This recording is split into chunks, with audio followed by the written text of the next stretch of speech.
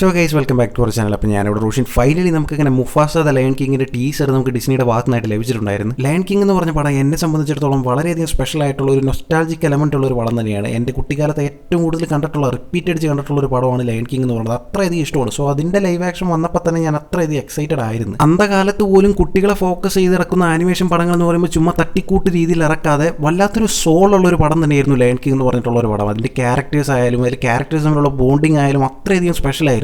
മരിച്ചു കിടക്കുന്ന മൂഫാസയുടെ കൈയുടെ ഇടയ്ക്കൂടെ കയറിയിട്ട് നമ്മുടെ സിംബ കിടന്ന് കരയുന്ന ആ ഒരു സീനൊക്കെ കണ്ട് കുടുകൂടാ കരഞ്ഞ കുറേ സമയങ്ങളുണ്ടായിട്ടുണ്ട് ആ ടൈമിലൊക്കെ. സോ അന്നേ ആലോചിച്ചിരുന്ന ഒരു കാര്യമായിരുന്നു ഈ മുഫാസയെ കുറച്ച് നേരോട് കാണാൻ പറ്റിയിരുന്നെങ്കിൽ. കാരണം അത്രയും എഫക്റ്റീവ് ആയിട്ടുള്ള ഒരു ക്യാരക്ടറായിരുന്നു മുഫാസയുടെ ക്യാരക്ടർ. സോ ഇന്നിപ്പോൾ ദ ലയൺ കിങ്ങിന്റെ ഒരു പ്രീക്വൽ അല്ലെങ്കിൽ മുഫാസയുടെ ഒരു സ്റ്റോറി എന്ന് പറഞ്ഞിട്ട് ഒരു പടം ഇറങ്ങുമ്പോൾ അത്രയധികം എക്സൈറ്റഡ് ആവാനുള്ള മെയിൻ റീസണും അത് തന്നെയാണ്. ഇങ്ങനെ ഒരു പടത്തിന്റെ ആവശ്യം ഉണ്ടോ എന്ന് ചോദിക്കുകയാണെങ്കിൽ ഇത് നല്ലൊരു ഓപ്പർച്യൂണിറ്റിയാണ്. നല്ല രീതിക്ക് എടുത്തു കഴിഞ്ഞ് കിഡിലായിട്ട് വർക്കൗട്ട് ആക്കാൻ പറ്റുന്ന ഒരു കാര്യം തന്നെയാണ് മുഫാസയ്ക്ക് ഒരു പ്രീക്വൽ കൊടുക്കുക എന്നുള്ളത്. എന്നാൽ അവർ ലയൺ കിങ്ങിന് കിട്ടുന്ന ഒരു ആക്സെപ്റ്റൻസിന്റെയും അതിലെ ക്യാരക്ടേഴ്സിന് കിട്ടിയിട്ടുള്ള ഒരു പബ്ലിസിറ്റിയുടെ ഒക്കെ ഒരു ബലത്തിലാണ് ഈ പടം എടുക്കാനായിട്ട് ഉദ്ദേശിക്കുന്നതെങ്കിൽ പടം എന്ത് നിലയിലെത്തും എന്നുള്ള കാര്യത്തിൽ സംശയമാണ്. അപ്പോൾ അതായത് സംസാരിക്കാനുള്ളത് പടത്തെ പറ്റി തന്നെയാണ്. അപ്പോൾ without waiting much let's talk about.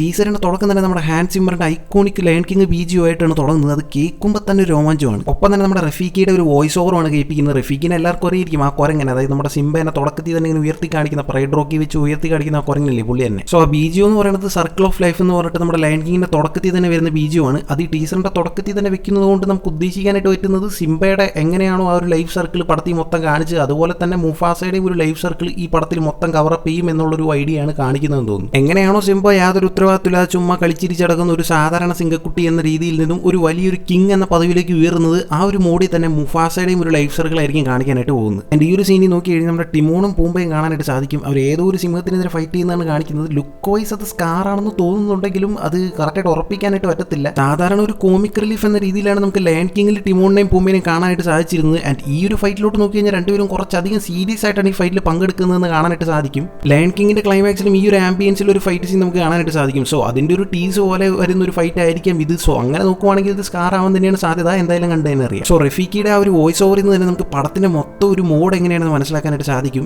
ഈ നാട്ടിൽ നിന്നല്ലാതെ വെളിച്ചം പോലെ എത്തിപ്പെടാൻ മടിക്കുന്ന സ്ഥലത്ത് നിന്നും ഒരു സിംഹം ആ നാടിനെ രക്ഷിക്കാൻ വേണ്ടി പിറന്നു വന്നു. ഇത് അവന്റെ കഥയാണ്, മുഫാസയുടെ എന്ന് പറയുന്നിടത്താണ് ആ വോയിസ് ഓവർ അവസാനിക്കുന്നത്. സോ ഇവിടെ നിന്ന് തന്നെ നമുക്ക് മനസ്സിലാക്കാനായിട്ട് സാധിക്കും നമ്മുടെ മുഫാസ എന്ന് പറയുന്ന ക്യാരക്ടർ ഒരിക്കലും ഒരു പ്രൈഡ് റോക്കിൽ ജനിച്ചു വീണ ഒരു ക്യാരക്ടർ അല്ല. ചെറുപ്പത്തിൽ തന്നെ മുഫാസയ്ക്ക് അവന്റെ അച്ഛനെ അമ്മയെ നഷ്ടപ്പെടുന്ന രീതിയിൽ എന്തോ ഒരു സംഭവം ഉണ്ടാകുന്നു. അവിടുന്ന് രക്ഷപ്പെടുന്ന രീതിയിലുള്ള കുറേ ഷോട്ടുകളൊക്കെ കാണിക്കുന്നുണ്ട്. ഒരു അരുവിയിലൂടെ അവർ ഓടുന്ന സീനൊക്കെ കാണിക്കുന്നുണ്ട്. അവിടെ വെച്ചിട്ടായിരിക്കും ടാക്കയെ നമ്മുടെ മുഫാസ കാണുന്നത്. ടാക്ക എന്ന് പറഞ്ഞാൽ നിങ്ങൾക്ക് ചിലപ്പോൾ അറിയാൻ വഴിയില്ല. മറ്റൊരു പേര് പറഞ്ഞു കഴിഞ്ഞാൽ പെട്ടെന്ന് സ്ട്രൈക്ക് ആവും, സ്കാർ. ഒരു സിംഹക്കുട്ടിയെ അതിന്റെ ചെറുപ്പത്തിൽ തന്നെ ആരും സ്കാർ എന്ന് വിളിക്കില്ലല്ലോ. അപ്പോൾ മുഫാസയുടെ ഒരു സർക്കിൾ പറയുന്ന പോലെ തന്നെ സ്കാർ എന്നൊരു പേരിലേക്ക് അല്ലെങ്കിൽ ടാക്ക എന്ന് പറഞ്ഞൊരു പേരിൽ നിന്നും സ്കാർ എന്നൊരു പൊസിഷനിലേക്ക് എങ്ങനെയാണ് ആ സിംഹം എത്തിപ്പെട്ടതെന്നും കൂടി ഈ പടത്തിൽ കാണിക്കുന്നതായിരിക്കും. സോ മുഫാസയുടെയും സ്കാറിന്റെയും കൂടെ ഒരു പടമായിരിക്കും ഇത്. സോ മുഫാസ ഒരു പ്രിൻസ് ആയിട്ട് ജനിച്ചൊരു വ്യക്തിയല്ല എങ്കിൽ പോലും സ്കാർ അവന്റെ ഒരു ട്രൈബിലൊരു പ്രിൻസ് പോലെയുള്ള ഒരു പദവിയിൽ നിൽക്കുന്ന ഒരാളാണെന്ന് തോന്നുന്നു. ആൻഡ് സ്കാറും മുഫാസയും ഒരു ബ്രദർഹുഡ് റിലേഷനിലൊക്കെ പെടുന്നതും പിന്നെ അവിടെ നിന്ന് അവർ അങ്ങനെ പോകുന്നതൊക്കെ ആയിട്ടായിരിക്കും പടത്തിന്റെ ഒരു പരിധി വരെ പോകാനായിട്ട് പോകുന്നത്. മറ്റൊരു സീനിൽ നോക്കിക്കഴിഞ്ഞാൽ നമുക്ക് കാണാനായിട്ട് സാധിക്കും നമ്മുടെ സ്കാറും മുഫാസയും കൂടി ആരെയൊക്കെയോ പേടിച്ച് ഓടുന്നതായിട്ട്. കുറച്ചുകൂടി കൃത്യമായിട്ട് നോക്കിക്കഴിഞ്ഞാൽ ഇവരെ ഓടിപ്പിക്കുന്നതും ഏതോ സിംഹങ്ങളാണെന്ന് നമുക്ക് മനസ്സിലാക്കാനായിട്ട് സാധിക്കും. സോ സ്കാറിന്റെ ആ ട്രൈബിലുള്ള സിംഹങ്ങളിൽ എന്തോ ഒരു പ്രശ്നമൊക്കെ ഉണ്ടാകുന്നതും അവിടെ നിന്ന് ഇവർ രക്ഷപ്പെടാൻ നോക്കുന്നതൊക്കെ ആയിരിക്കും ഈ സീനിൽ കാണിക്കുന്നത്. ഞാൻ ജനിച്ചു വീണ സ്ഥലത്ത് നിന്ന് തന്നെ എന്നെ ഓടിപ്പിക്കുകയാണല്ലോ എന്നുള്ളൊരു ദേഷ്യമുള്ള ഒരു മൈൻഡായിരിക്കും ഇവിടെ സ്കാറിന്റെ മുഖത്ത് നമുക്ക് കാണാനായിട്ട് സാധിക്കുന്നത്. സോ സ്കാർ എന്ന് പറഞ്ഞു കഴിഞ്ഞാൽ ചെറുപ്പം മുതലേ ഒരു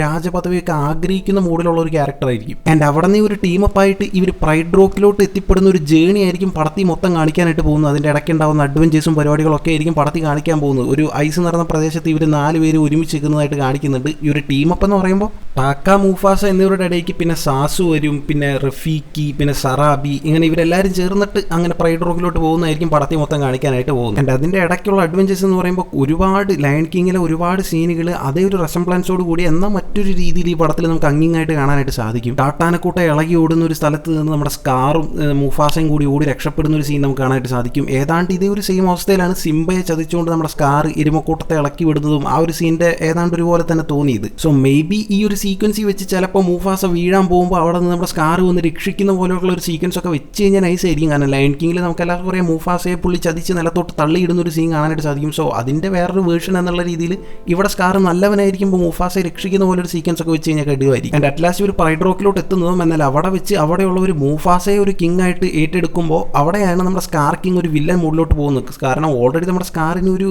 കിങ് ആവണമെന്നുള്ളൊരു മൈൻഡ് ഉണ്ട്. ആൻഡ് അവൻ്റെ ഒരു ട്രൈബിൽ നിന്ന് തന്നെ അവനെ പുറത്താക്കി. ഇപ്പോൾ ഇവിടെയും അവനൊരു രക്ഷയില്ലെന്ന് അറിയുമ്പോൾ അവിടെ ആയിരിക്കാം പുള്ളി ഒരു വില്ലനിലോട്ട് മാറുന്നത്. ആൻഡ് ലയൺ കിങ്ങിൽ നമ്മൾ നോക്കിക്കഴിഞ്ഞ് കഴിഞ്ഞാൽ സിംബ എന്ത് ചെയ്യണമെന്ന് അറിയാതെ ഇങ്ങനെ വിഷമിച്ച് നിൽക്കുന്ന ഒരു അവസ്ഥയിൽ നമ്മുടെ റഫീക്ക് ഇനി എങ്ങോട്ടാണ് നീ പോകേണ്ടതെന്ന് മനസ്സിലാക്കി കൊടുക്കാനായിട്ട് സിംബയ്ക്ക് തന്നെ മരിച്ചുപോയ അച്ഛൻ്റെ അടുത്ത് സംസാരിക്കാനായിട്ടുള്ള ഒരു അവസരം ഉണ്ടാക്കി കൊടുക്കുന്ന ഒരു സീൻ ഉണ്ടായിരുന്നു. ആകാശത്ത് നമ്മുടെ മുഫാസയുടെ പ്രതിബിംബം കാണിച്ചുകൊണ്ടുള്ള ഒരു സീൻ, കിടിലമായിട്ടുള്ള ഒരു സീൻ വരുന്നു. ആ സമയത്തൊക്കെ ഒരു BGM വരും, അത് എപ്പോൾ കേട്ടാലും ഒരു വല്ലാത്തൊരു എഫക്റ്റാണ്. സോ ആ ഒരു മോഡലുള്ള ഒരു സീൻ ഇപ്പോൾ നമുക്ക് മുഫാസയിൽ കാണാനായിട്ട് സാധിക്കും. ഇവിടെ സ്റ്റാർസ് ഒരു സിംഹത്തിൻ്റെ രൂപത്തിലൊക്കെ നിൽക്കുന്നത് മുഫാസ അങ്ങോട്ട് ഇമോഷണലായിട്ട് നോക്കി നിൽക്കുന്ന പോലെ ഒരു സീനൊക്കെ കാണിക്കുന്നുണ്ട്. സോ അറ്റ് ലാസ്റ്റ് മുഫാസ എന്ന് പറഞ്ഞൊരു സിംഹം എങ്ങനെയാണ് ഒന്നുമില്ലായ്മയിൽ നിന്ന് ഒരു കിങ് എന്ന പദവിയിലേക്ക് ഉയർന്നതെന്നും അതുപോലെ തന്നെ സെയിം സൈഡിൽ നമ്മുടെ സ്കാർ എങ്ങനെയാണ് ഒരു വില്ലൻ മോഡിലേക്ക് മാറിയതെന്നും ആയിരിക്കും പടത്തിൽ മെയിനായിട്ട് കാണിക്കാൻ പോകുന്നത്. ഈ ഒരു പോർഷൻ കാണിച്ചുകൊണ്ടായിരിക്കാം പടം അവസാനിക്കുന്നത്. സോ നല്ലൊരു സ്ക്രിപ്റ്റ് ഉണ്ടെങ്കിൽ കിഡിലിനായിട്ട് വർക്കൗട്ട് ആക്കാൻ പറ്റുന്ന ഒരു കോൺസെപ്റ്റ് തന്നെയാണ് മുഫാസയ്ക്കായിട്ടുള്ള ഒരു പ്രീക്വൽ എന്ന് പറഞ്ഞൊരു പരിപാടി. സോ അത് കിഡിലിനായിട്ട് തന്നെ കൊണ്ടുവരട്ടെ എന്ന് നമുക്ക് വിചാരിക്കാം. ടീസറൊക്കെ കണ്ടിട്ട് എല്ലാം കിടുവായിട്ട് തന്നെ വന്നിട്ടുണ്ട്. CGയെ പറ്റിയൊന്നും പ്രത്യേകം എടുത്തു പറയേണ്ട ആവശ്യമില്ല. ലയൺ കിങ്ങിൽ തന്നെ കിടുവായിരുന്നു, ഇത് അതുക്കും മേലെ പോയ പോലെയാണ് തോന്നിയത്. ബട്ട് എത്രയൊക്കെ ശ്രമിച്ചാലും നമ്മുടെ ഓൾഡ് ലയൺ കിങ്, അതായത് ആനിമേഷൻ ലയൺ കിങ്ങിൻ്റെ ഒരു എഫക്റ്റ് നമുക്ക് എന്തായാലും മിസ്സാവും. കാരണം അതിൽ ആനിമേഷൻ വൈസ് നമുക്ക് ചെയ്യുമ്പോൾ അതിലെ